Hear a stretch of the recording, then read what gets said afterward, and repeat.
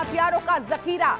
North Korea के पास है खतरनाक मिसाइलें और अमेरिका के साथ किम जोंग का पहले से ही तनाव चलता आ रहा है। किम जोंग उन बनाना चाहता है परमाणु बम, जहां बता दें आपको नॉर्थ कोरिया पर अमेरिका ने लगा रखे हैं कड़े प्रतिबंध और यही वजह है कि अब हो सकता है इस मिडिल ईस्ट की जंग में किम जोंग उनकी भी यहां पर भीषण तैयारी देखने को मिल सकते हैं। बता दें आपको दर्शकों की नॉर्थ कोरिया और अमेरिका की तनातनी पूरी दुनिया जानती है।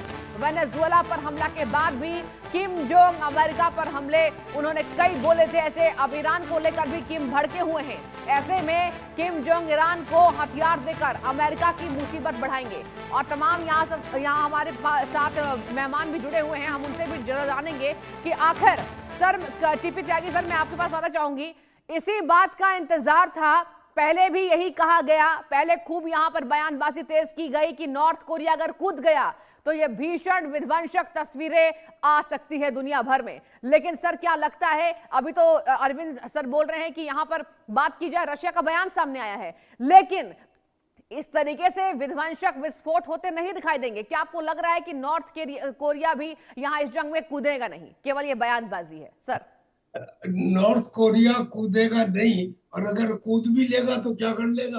अच्छा। मैं ये बताना चाहता हूँ कि जहां तक नॉर्थ कोरिया का सवाल है, वो मिसाइल दे सकता है। मिसाइल तो ईरान के पास पहले से ही है, ड्रोन दे सकता है। ड्रोन टेक्नोलॉजी में ईरान नॉर्थ कोरिया से पहले ही बेटर है। और इजराइल के प्राइम मिनिस्टर ने ये कहा है कि जो ईरान है वो 50 नॉर्थ कोरिया के बराबर है। यानी कि एक बड़े राष्ट्रीय पहलवान को एक छोटा बच्चा कहे कि मैं आपकी मदद करूंगा, बड़ी अच्छी बात है, आप मदद करिए, पर आपकी मदद का इफेक्ट क्या होगा? बाकी बची बात परमाणु बम की, तो वो परमाणु टेक्निक में तो नॉर्थ कोरिया ने थोड़ी बहुत मदद ईरान की पहले से की ही है, लेकिन क्या वो अपना परमाणु बम ट्रांसफर कर देगा? हाँ। अनलाइकली। तो इसलिए नॉर्थ कोरिया का किसी तरह का कोई सपोर्ट अलावा बयानबाजी के, द मॉरल सपोर्ट।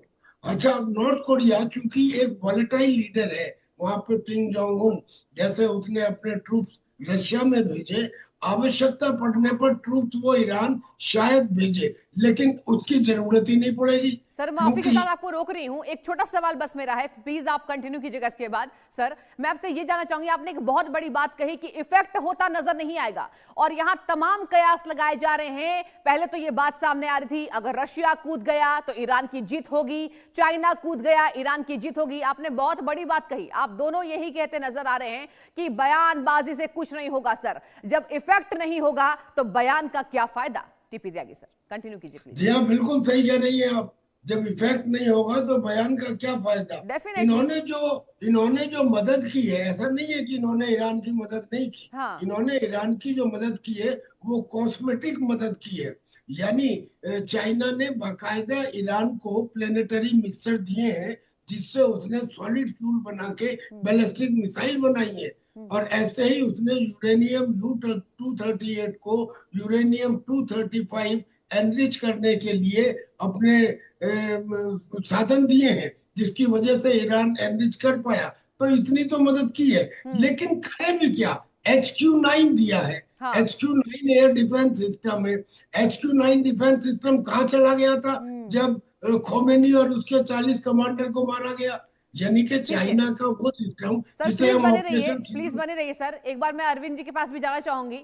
सर आपसे मेरा ये सवाल होगा कि अगर हम बात करें रशिया की, ठीक है अभी किम जोंग उन भी साइड छोड़ देते हैं, देखने वाली बात होगी उनकी तरफ से क्या बयान सामने आता है, लेकिन अगर पुतिन बयान दे रहे हैं तो वो तैयारी कैसी देखने को मिल सकती है? अरविंद सर मैं आपसे समझना चाहूंगी कि क्या रशिया इफेक्टिव यहां पर वे में कुछ रिजल्ट सामने दे पाएगा ईरान को, या फिर अमेरिका ही लगातार इस जंग में आगे बढ़ता नजर आएगा? सर सृष्टि जी, अंतरराष्ट्रीय राजनीति में एक टर्म होता है, उसको बोलते हैं सेल्फ हेल्प। हाँ।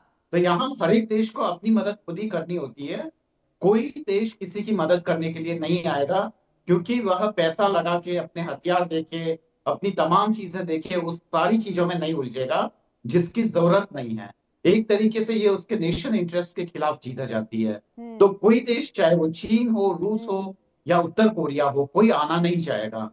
अब किम जोंग उनका ये बयान इसलिए आ रहा है क्योंकि वहां पे ईरान के बाद में जो अगला एग्जिस्टेंस का जो थ्रेट नजर आ रहा है वो किंग्स ऑफ उनको आ रहा है, क्योंकि निकोलस मादुरो को जिस तरीके से उठा के ले गए और बिल्कुल जिस तरीके से चीजों को अंदर तक भेजा गया, बिल्कुल। जो सीआईए है उसकी प्रेजेंस नॉर्थ कोरिया में भी है।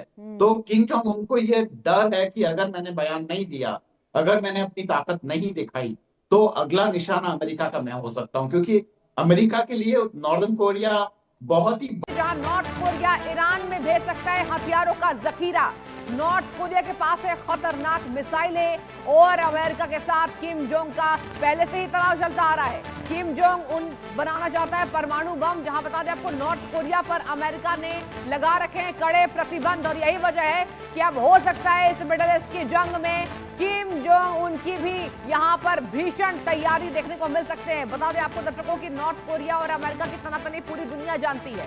वेनेजुएला पर हमला के बाद भी किम जोंग अमेरिका पर हमले उन्होंने कई बोले थे ऐसे, अब ईरान को लेकर भी किम भड़के हुए हैं। ऐसे में किम जोंग ईरान को हथियार देकर अमेरिका की मुसीबत बढ़ाएंगे। और तमाम यहाँ हमारे साथ मेहमान भी जुड़े हुए हैं, हम उनसे भी जरा जानेंगे कि आखिर सर टीपी त्यागी सर, मैं आपके पास आना चाहूंगी।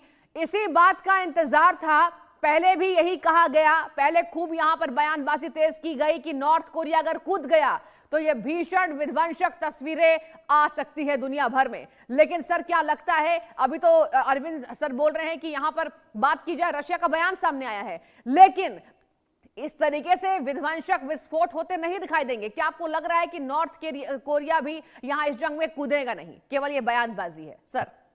नॉर्थ कोरिया कूदेगा नहीं, और अगर कूद भी लेगा तो क्या कर लेगा?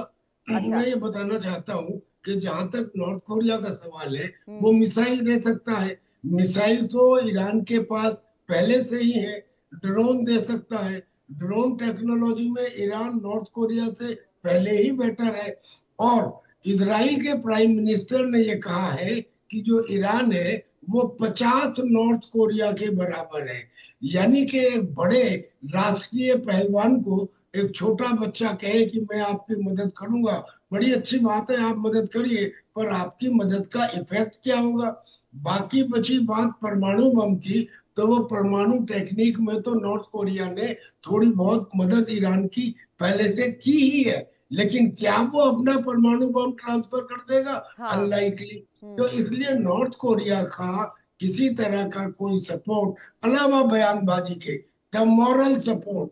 अच्छा, नॉर्थ कोरिया चूंकि एक वॉलेटाइल लीडर है, वहां पे किम जोंग उन जैसे उसने अपने ट्रूप्स रशिया में भेजे, आवश्यकता पड़ने पर ट्रूप्स वो ईरान शायद भेजे, लेकिन उसकी जरूरत ही नहीं पड़ेगी, सर माफी के क्योंकि साथ आपको रोक रही हूं, एक छोटा सवाल बस मेरा है, प्लीज आप कंटिन्यू कीजिएगा इसके बाद। सर मैं आपसे ये जानना चाहूंगी, आपने एक बहुत बड़ी बात कही कि इफेक्ट होता नजर नहीं आएगा, और यहां तमाम कयास लगाए जा रहे हैं। पहले तो ये बात सामने आ रही थी अगर रशिया कूद गया तो ईरान की जीत होगी, चाइना कूद गया ईरान की जीत होगी। आपने बहुत बड़ी बात कही, आप दोनों यही कहते नजर आ रहे हैं कि बयानबाजी से कुछ नहीं होगा। सर जब इफेक्ट नहीं होगा तो बयान का क्या फायदा? टीपी त्यागी सर कंटिन्यू कीजिए प्लीज। जी हाँ, बिल्कुल सही कह रही है आप।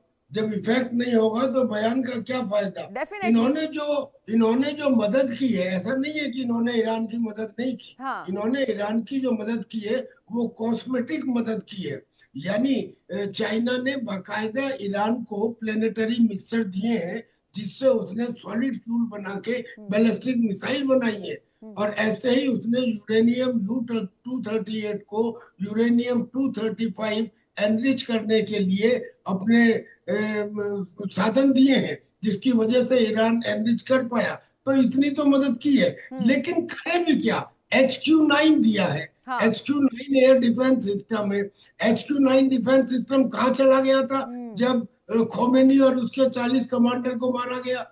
यानी कि चाइना का वो सिस्टम सर जिसे प्लीज हम बने रहिए, ऑपरेशन प्लीज बने रहिए सर। एक बार मैं अरविंद जी के पास भी जाना चाहूंगी। सर आपसे मेरा ये सवाल होगा कि अगर हम बात करें रशिया की, ठीक है अभी किम जोंग उन भी साइड छोड़ देते हैं, देखने वाली बात होगी उनकी तरफ से क्या बयान सामने आता है, लेकिन अगर पुतिन बयान दे रहे हैं तो वो तैयारी कैसी देखने को मिल सकती है? अरविंद सर मैं आपसे समझना चाहूंगी कि क्या रशिया इफेक्टिव यहां पर वे में कुछ रिजल्ट सामने दे पाएगा ईरान को, या फिर अमेरिका ही लगातार इस जंग में आगे बढ़ता नजर आएगा? सर सृष्टि जी, अंतरराष्ट्रीय राजनीति में एक टर्म होता है, उसको बोलते हैं सेल्फ हेल्प। हाँ। तो यहाँ हर एक देश को अपनी मदद खुद ही करनी होती है। कोई देश किसी की मदद करने के लिए नहीं आएगा। क्योंकि वह पैसा लगा के अपने हथियार देखे, अपनी तमाम चीजें देखे, उस सारी चीजों में नहीं उलझेगा जिसकी जरूरत नहीं है। एक तरीके से ये उसके नेशन इंटरेस्ट के खिलाफ जीता जाती है। तो कोई देश, चाहे वो चीन हो, रूस हो या उत्तर कोरिया हो, कोई आना नहीं चाहेगा। अब किम जोंग उन का ये बयान इसलिए आ रहा है क्योंकि वहां पे ईरान के बाद में जो अगला एग्जिस्टेंस का जो थ्रेट नजर आ रहा है वो किंग्स